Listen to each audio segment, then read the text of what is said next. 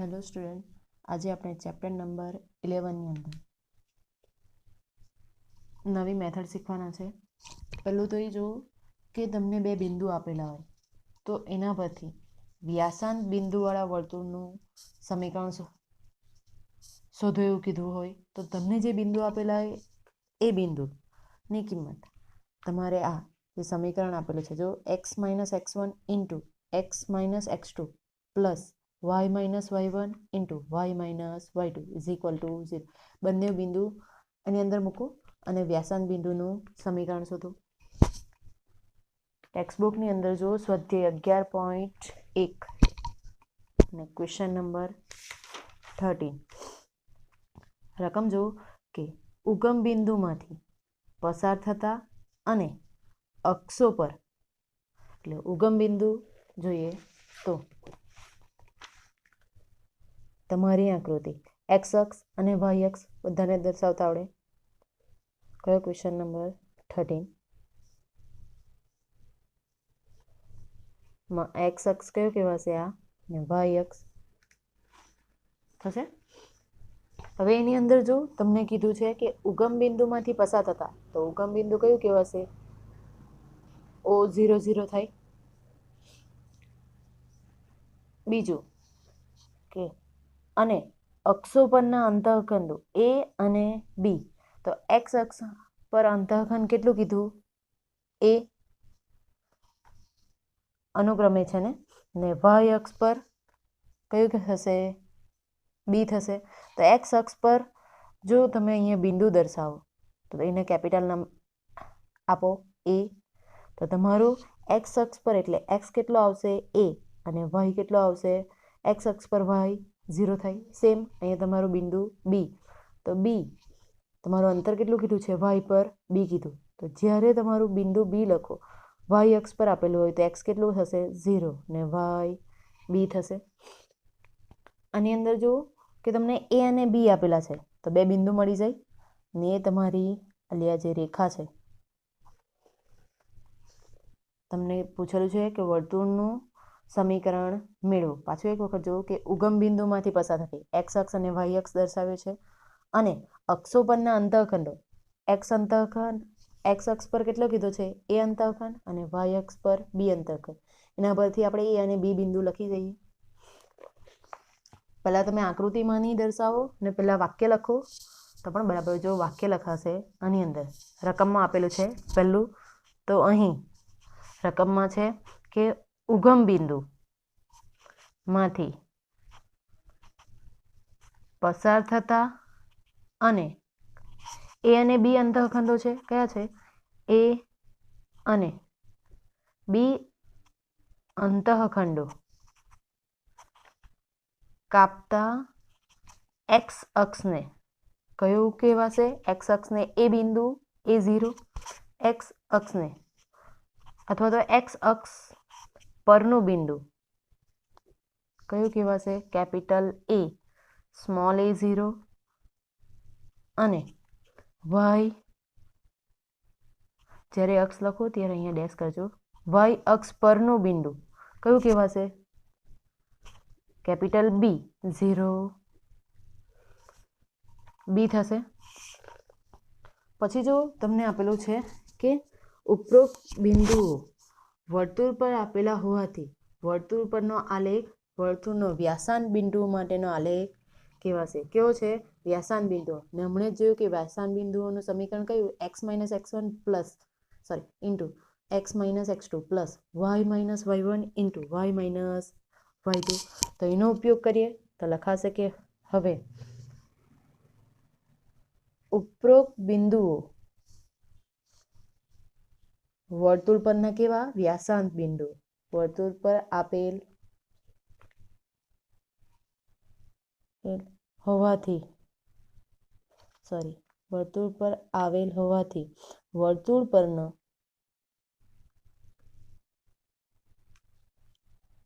આવેલા હોવાથી વર્તુળનો વ્યાસાંત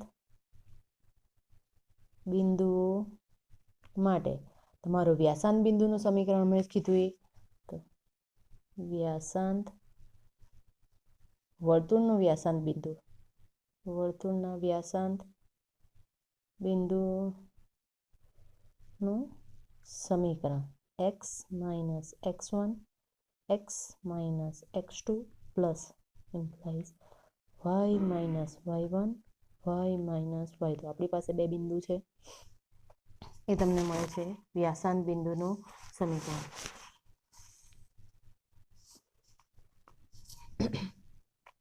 પછી જો તમને જે બિંદુ આપેલા છે એ ઓકે, તો x માઇનસ x1 બરાબર કેટલા છે એ, x માઇનસ x2 બરાબર કયા કહેવાશે, x1 x2 નહીં, x1 x2 y1 y2. તો x2 બરાબર છે 0 પ્લસ y માઇનસ y1 બરાબર છે 0 ને y માઇનસ y2 બરાબર છે b is equal to 0 is implies x minus a into કેટલા કહેવાશે, x માઇનસ 0 એટલે x ગુણતા જઈએ તો x into x square into x એટલે x સ્ક્વેર થશે, માઇનસ એ ઇન્ટુ એક્સ એટલે માઇનસ એ એક્સ થશે, plus y into y minus b તો y into y y square, y into minus b તો minus y b is equal to 0. આ તમને મળશે વર્તુળનું સમીકરણ. અને દર્શાવવું હોય તો x square plus y square minus a x minus y b is equal to 0. આ તમારો 1 માર્કમાં ક્વેશ્ચન પણ પૂછાઈ શકે MCQની અંદર. આ તમારો આન્સર. આના આગળનો ક્વેશ્ચન જો ટેક્સ્ટબુકની અંદર ક્વેશ્ચન નંબર 14 તમને આપેલું છે કે કેન્દ્ર 2 2 વાળા અને બીજું આપેલું છે, પહેલું તો જે આપે એ લખીએ કે અહીં વર્તુળનું કેન્દ્ર, અહીં વર્તુળનું કેન્દ્ર કેટલું છે 2 2 છે. તો આપણે કેન્દ્રને નામ લખીએ તો CHK દર્શાવતા છે, CHK. તો CHK કેટલું કહેવાશે, C2 2 છે. બીજું કે અને બિંદુ 4 5 માંથી પસાર થતા વર્તુળનું સમીકરણ કયું છે, બિંદુ 4 5 માંથી પસાર થતા વર્તુળનું સમીકરણ. પહેલાં તો એ જો કે તમે વર્તુળ દર્શાવવાની જરૂર નથી, તમે ડાયરેક્ટ લખી શકો કે વર્તુળ પરનું બિંદુ કયું કીધું છે, વર્તુળનું બિંદુ કોઈ બી નામ આપીએ, આપણે એ લખીએ, એ ઇઝ ઇક્વલ ટુ 4 5 માંથી પસાર થાય છે. બીજું તમે વર્તુળ દર્શાવો તો આ રીતના દર્શાવાશે, એક્સ અક્ષ અને વાય અક્ષ દર્શાવો તો આ એક્સ અક્ષ તમારો વાય અક્ષ. તમારું વર્તુળનું કેન્દ્ર એટલે કયું કીધું છે અહીંયા, એચ કે કેટલું છે 2 2 આવશે સી, ને એ 4 5 છે, કેટલું છે એ 4 5. હવે જો તમારે શોધવાનું કયું છે વર્તુળનું સમીકરણ, તો વર્તુળનું સમીકરણ શોધવા માટે તમને જે બિંદુ સૂત્ર છે કે x minus h plus y minus k is equal to r square. R એટલે ત્રિજ્યા, તો તમારે પહેલાં તો તમારે આના પરથી ત્રિજ્યા શોધવી પડશે, કઈ ત્રિજ્યા CA. તો વર્તુળની ત્રિજ્યા કઈ કહેવાશે, વર્તુળની ત્રિજ્યા આપણે સંજ્ઞા આર વડે દર્શાવીએ સંજ્ઞા, ને બીજું આમાં નામ આપેલું છે CA. તે ત્રિજ્યા શોધવા માટે r is equal to root of કયું કહેવાશે, 2 minus 4 whole square plus 2 minus 5 whole square. ત્રિજ્યા શોધવાનું સૂત્ર જ છે જે તમે 9મા 10મામાં પણ શીખી ગયા છો. 2 minus 4 whole square plus 2 minus 5 whole square root of કેટલા થશે, 2 સ્ક્વેર 4 પ્લસ એ કેટલા આવશે 3 સ્ક્વેર 9 રૂટ ઓફ 13. તમને આર ઇઝ ઇક્વલ ટુ મળશે રૂટ ઓફ 13. હવે તમે વર્તુળનું સમીકરણ શોધી શકો. ત્રિજ્યા પણ છે તમારી પાસે ને તમારી પાસે કયું છે, કેન્દ્ર પણ છે. હવે લખાશે કે કેન્દ્ર સી 2 2 કેન્દ્રવાળા અને ત્રિજ્યા કઈ છે, આર ઇઝ ઇક્વલ ટુ મળે છે રૂટ ઓફ 13 એકમ ત્રિજ્યાવાળા વર્તુળનું સમીકરણ. તો વર્તુળનું સમીકરણ શોધવાનું સૂત્ર મેં હમણાં જ કીધું છે. કયું આવશે? x minus h hall square plus y minus k whole square is equal two r square. આ તમે નહીં લખો ને ડાયરેક્ટ એની અંદર કિંમત પણ મૂકી શકો. તો x માઇનસ h એટલે કેન્દ્ર કયું કહેવાશે? 2 hall square plus y minus k એટલે k બરાબર પણ કેટલા છે? 2 whole square is equal r square છે. આપણી પાસે આરની કિંમત છે √13. તો આપણે આરની કિંમત મૂકીએ √13 રેઝ ટુ 2. રૂટ ને સ્ક્વેર કેન્સલ થશે એટલે કેટલા આવશે? 13. અહીં વિસ્તરણ કરીએ. x માઇનસ 2 હોલ સ્ક્વેરનું થશે x square minus 4x plus 4. y minus 2નું વિસ્તરણ કરશો તો y square minus 4y plus 4. x square is implies x square plus y square minus 4x minus 4y. 4 plus 4 કેટલા થશે? 8 ને 13 ને સાઇડ ચેન્જ કરો તો માઇનસ 13 થશે. પ્લસ 8 માઇનસ 13 આવશે માઇનસ 5 ઇઝ ઇક્વલ ટુ 0. આ તમારું છે વર્તુળનું સમીકરણ. કયું? x square plus y square minus 4x minus 4y minus 5 is equal to 0. Question number 15 તમારે જાતે કરવાનો છે. તમને પૂછેલું છે કે બિંદુ આપેલું અને વર્તુળની અંદર છે કે બહાર, અંદર બહાર કે ઉપર છે તે નક્કી કરો. કિંમત મૂકશો એટલે તમને ખબર પડશે કે વર્તુળની અંદર છે, બહાર છે કે ઉપર છે. આગળ જો આપણે એક નવી રીત શીખવાના છે. કયું છે? પર્વલય, ઉપવલય અને અતિવલય. એની અંદર પહેલાં તો શીખવાના કયું છે? પર્વલય. પર્વલયને આપણે ઇંગ્લિશમાં કહી શકીએ પેરાબોલા. કયું કહેવાશે? પેરાબોલા. પહેલું તો એ જો આ આકૃતિની અંદર એક્સ અક્ષ અને વાય અક્ષ દર્શાવેલી છે. કઈ છે? એક્સ અક્ષ અને વાય અક્ષ છે. ને પર્વલય કેવો આકારનો હોય? સી આકારનો આવે છે. કેવા આકારનો? સી આકારનો. એની અંદર તમને જે પર્વલય આપેલો છે એમાં જો આકૃતિમાં કે સી આકાર કઈ જગ્યાએ છે? ઉગમ બિંદુ કયું છે તમારું? 0 0 ને ટચ કરીને છે. કયું? એક્સ અક્ષ પોઝિટિવ અને વાય અક્ષ પોઝિટિવ અને વાય અક્ષ નેગેટિવ પર છે. પહેલું તો એને પર્વલયની વ્યાખ્યા જો. પહેલું તો સમતલમાં નિશ્ચિત બિંદુથી, કયું કીધું છે? નિશ્ચિત બિંદુથી અંતર અને નિશ્ચિત રેખાથી સમાન અંતરે હોય. કેવું છે?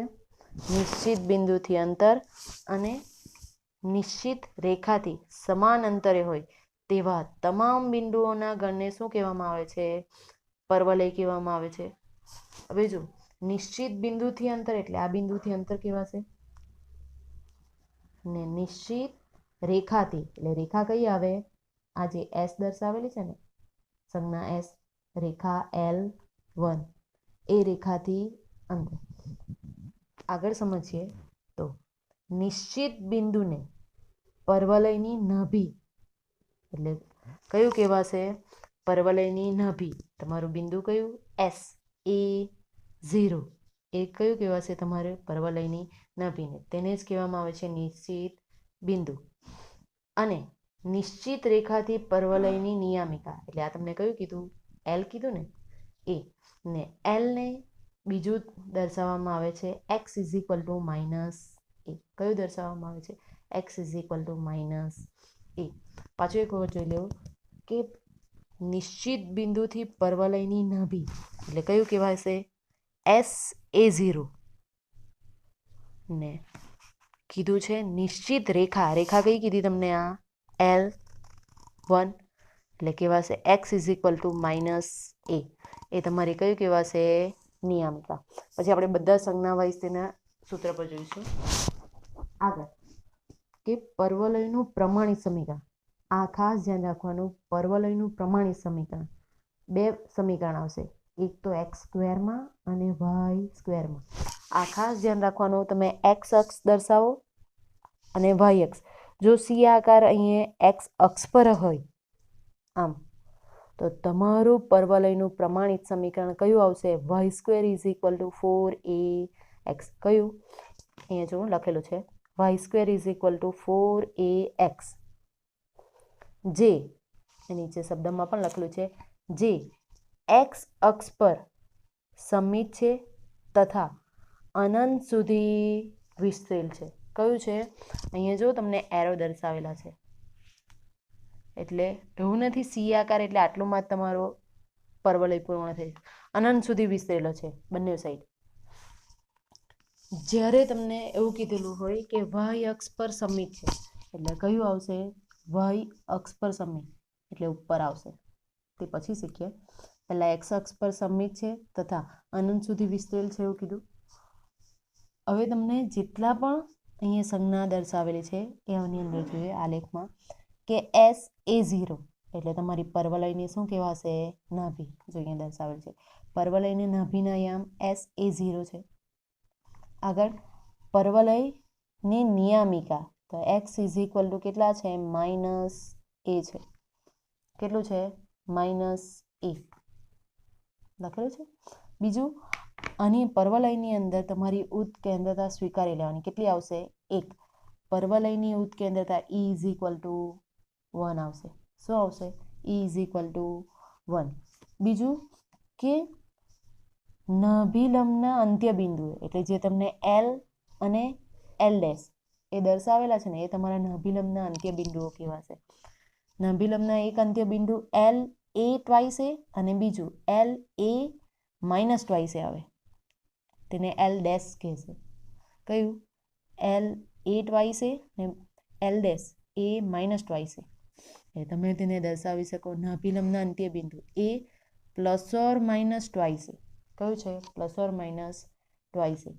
બીજું કે નાભિલંબની લંબાઈ કેટલી આવશે? 4 mod of a. 4 mod of a કેટલો છે? આ ખાસ તમારું પૂછાય છે કે નાભિલંબની લંબાઈ કયું? એક્સ અક્ષ. ખાલી એટલું જ પૂછેલું હોય એક માર્કમાં કે એક્સ અક્ષ પર સમિત હોય ત્યારે નાભિલંબની લંબાઈનું સૂત્ર કયું આવશે? તો કયું આવશે? 4 mod of a.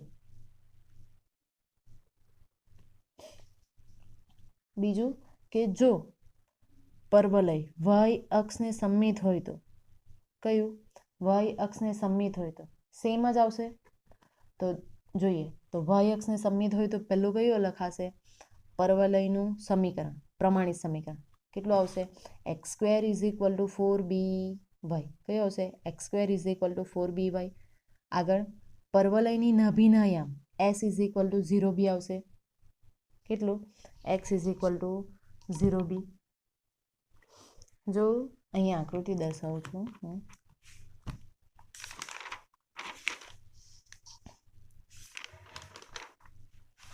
તમારી આકૃતિ કયું? વાય અક્ષ પર હોય એટલે આ રીતના આવશે.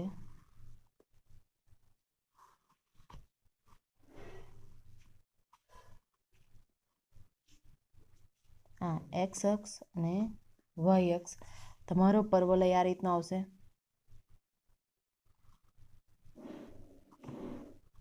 થશે y(x²) ઇઝ ઇક્વલ ટુ કેટલા આવશે? 4by આવશે. આ તમારો પરવલય. બીજું તમારી નિયામિકા કેટલી આવશે? y is equal two -b. કેટલું? તેને સંજ્ઞા તમે L વડે દર્શાવી શકો. પહેલું તો તમારા નાભીના યામ કયા કહેવાશે? s is equal two 0b. ઉત્કેન્દ્રતા તો તમારી પરવલયમાં કોઈ પણ હોય, એક્સ અક્ષ પર સમિત હોય અથવા તો વાય અક્ષ પર સમિત હોય, બધા માટે કેટલી આવશે? એક જ આવશે. કઈ? ઉત્કેન્દ્રતા 1. નાભીના યામ, નિયામિકા, પરવલયના અંત્ય બિંદુઓ. પરવલયના કેટલા? 2 અંત્ય બિંદુઓ આવશે, એક તો L અને બીજું L' અથવા તો આપણે L ઇઝ ઇક્વલ ટુ કયા આવશે? 2b અને b. જ્યારે L' is equal two -2b અને કેટલું આવશે? b આવશે. આગળ કે નાભિલંબની લંબાઈ 4 mod of b આવશે. કેટલી આવશે? 4 mod of b. પાછું એક વખત જોઈ લઈએ કે તમને જો પર્વલય વાહ્ય અક્ષને સમમિત હોય, કયા અક્ષને? વાહ્ય અક્ષને સમમિત હોય તો પર્વલયનું સમીકરણ કયું આવશે? x² = 4by, પર્વલયની નાભીના યામ s 0b, પર્વલયની નિયામિકા y = -b, પર્વલયના ઉત્કેન્દ્રા કેટલી આવશે? 1, પર્વલયના અંત્ય બિંદુઓ કયા કયા કહેવાશે? 2b, b અને -2b, b, l અને ls. નિયામિકાનું સમીકરણ 4 mod of b. આના જ આપણે એક્ઝામ્પલ શીખવાના છે. એના સિવાય બીજું એક વસ્તુ છે એ શીખી લઈએ જેનો ઉપયોગ આપણે એક્ઝામ્પલમાં કરવાના છે. અહીંયા જો કે આ નોંધ છે, જો બિંદુ P પર્વલય પરનું બિંદુ હોય તથા S પર્વલયની નાભી હોય અને બિંદુ P માંથી નિયામિકાનો લંબપાત કેપિટલ M કયો છે? કેપિટલ M હોય તો SP = કયું કહેવાશે? PM. તો PM એ P થી રેખા M વચ્ચેનું અંતર કહેવાશે. પહેલાં એટલા માટે વ્યાખ્યા જોઈ છે. હવે આકૃતિ જુઓ કે તમને આ પર્વલય આપેલો છે, કયો? એના પર બિંદુ છે PXY છે. બિંદુ કયું કીધું છે? PXY. અને તેનો લંબપાત એટલે અહીંયા તમારો M થશે. ને પર્વલય S થી નાભીના અંતર એવું કીધું છે.